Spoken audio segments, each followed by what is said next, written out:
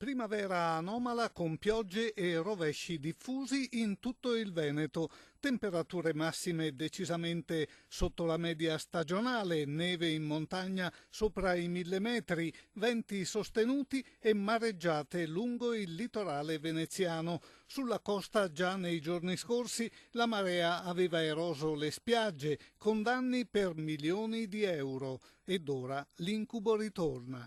Domani ancora molto nuvoloso e temperature minime in diminuzione. Di sabato avremo una giornata ancora in prevalenza nuvolosa, con precipitazioni soprattutto nel corso del pomeriggio, anche se meno significative rispetto a quelle che abbiamo vissuto nella giornata odierna, cioè venerdì.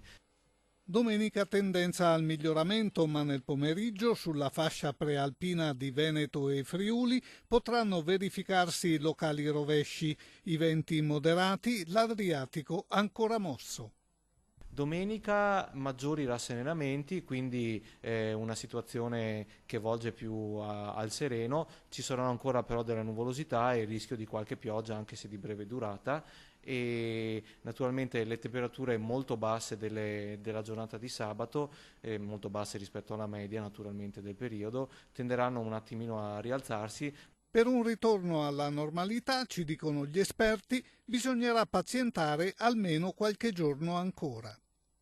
L'estate arriverà a giugno tendenzialmente e per arrivare a una situazione termica più normale bisognerà aspettare quantomeno la seconda parte della settimana prossima.